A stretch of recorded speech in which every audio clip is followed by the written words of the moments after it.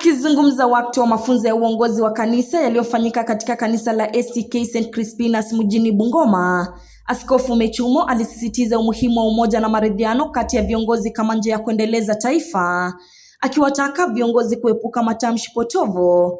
Kauli hii imetolewa kufuatia tukio la gavana wa Nyeri Mutahi Kahiga kuonekana akisherehekea kifo cha Raila Odinga.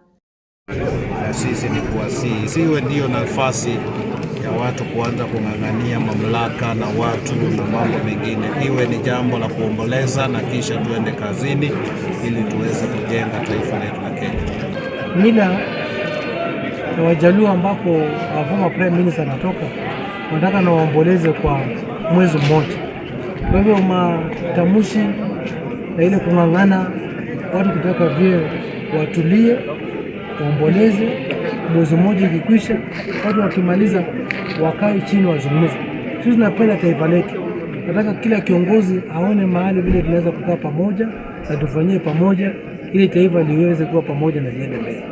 Aidha, alimshukuru Rais William Ruto kwa kumpa Raila Odinga heshima ya kitaifa kupitia mazishi ya kitaifa pamoja na kumwenzi tena wakati wa sherehe za mashujaa. Mimi nataka kumshukuru Rais wa Jamhuri ya Kenya Daktari William Samoei Ruto kwa hatua aliyochukua ili aweze kumpa nafasi nzuri ya kijeshi na tena kitaifa Masiko, ambaye aliweza kuweka rasilimali za nchi hii hata kwa matibabu ya mwenda zake.